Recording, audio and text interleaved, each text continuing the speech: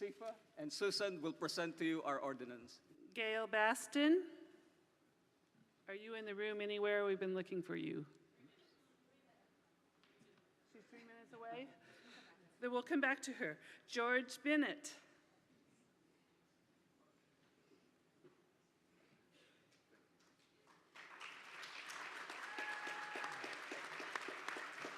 Tom Baratovich.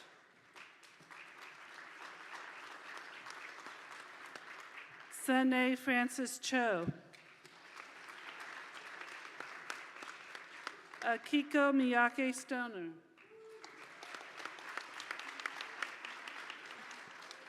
Kimberly Brown, Montenegro. Wan Che Yang. Craig Kesuke Yoshihara. And Joanne Marion Pell.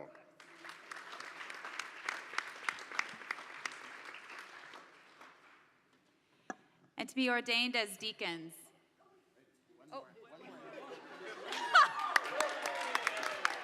Gail Baston.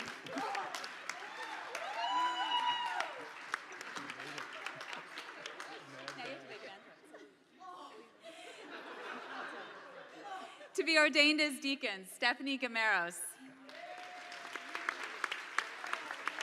And Allison Henley.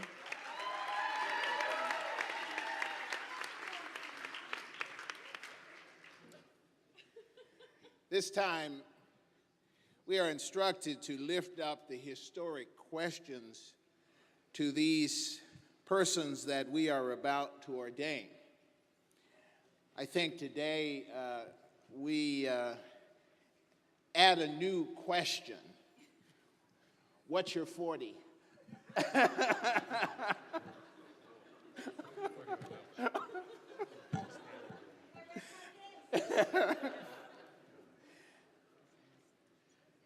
The questions answered in front of the entire annual conference are a part of our tradition of working in covenant as a community of faith, a movement.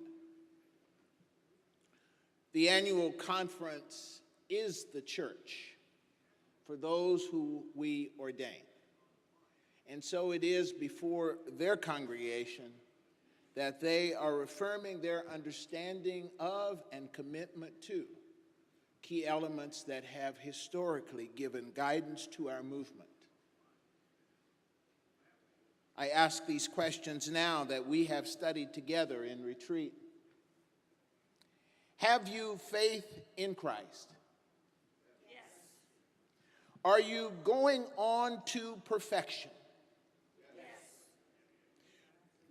You say the other part, that's the important part. Say that out loud too. With God's help, we will. Do you expect to be made perfect in love in this life? Yes. With God's help, we will. Are you earnestly striving after perfection in love? Yes.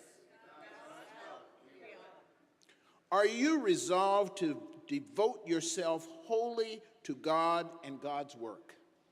Yes. With God's help, we will. Do you know the general rules of our church? Yes. Will you keep them? Yes. With God's help, we will. They're learning collaboration. Have you studied the doctrines of the United Methodist Church? Yes. After full examination, do you believe that our doctrines are in harmony with the Holy Scriptures?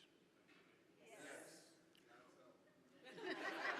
Will you preach and maintain them? Yes. With God's help, we will. Have you studied our form of church discipline and polity? Do you approve our church government and polity? Yes. Will you support and maintain them? Yes. Will you Will you diligently instruct the children in every place? Yes. With God's help, we will. Will you visit from house to house? Yes. With God's help, we will. Will you recommend fasting or abstinence, both by precept and example? Yes. With God's help, we will. Are you determined to employ all your time in the work of God? Yes. With God's help, we will. Now, I have what is an awkward question. Are you in debt so as to embarrass you in your work? Before you answer,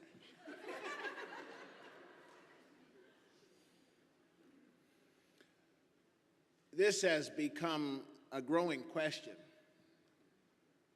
For many in ministry, the church has had quite a proud history of starting schools and expecting excellence in education from our pastors and leaders and helping that to happen.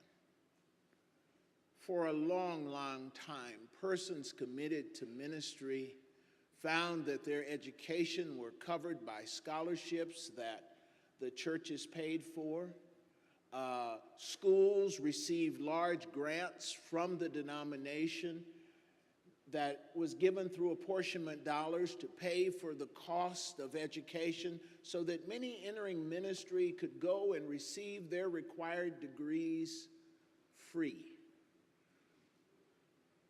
And this question then was aimed at how people manage their personal affairs and their life. Over the last 50 years, something changed. One of the changes is that the church no longer is willing to ask our congregations to pay as much of the cost for theological education so that we can make those grants to make it free. Even more interesting is far too many of our congregations are unable or unwilling to pay what is asked, so that even less is available to pay these costs. This, at the same time, the costs have risen astronomically. So that to get a theological education in these days, most people go into a great deal of debt that they will be paying for over the next 20 years. For them to answer this question honestly, either they have a very high threshold of embarrassment, or they trust that the congregations to which I appoint them will sincerely and faithfully seek to pay them a fair wage, support them in their ministry, not look for excuses to cut corners and find somebody who's going to work on the cheap.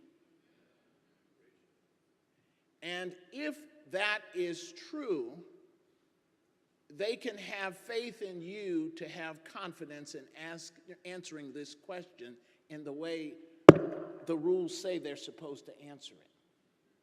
So I must ask you to answer questions in front of them.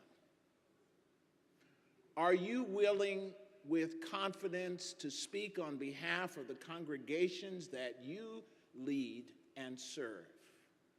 That your congregation will do its fair share in paying a fair salary to the clergy appointed to you, and to do your level best to pay connectional funds, which is used to pay the gap for those congregations unable to pay?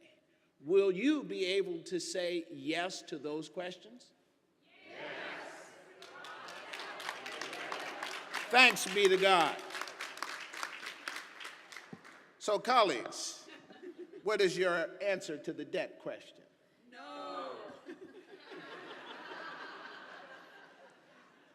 Will you observe the following directions? Be diligent. Never unemployed, never be triflingly employed, never trifle away time, neither spend any more time in any one place than is strictly necessary. Be punctual. Do everything exactly at the time, and do not mend our rules, but keep them not for wrath, but for conscience sake. Will you do this? Yes. With God's help, we will.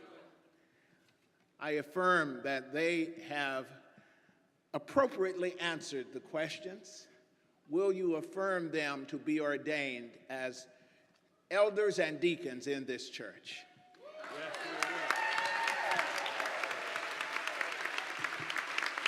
I thank them, and I thank the Board of Ordained Ministry.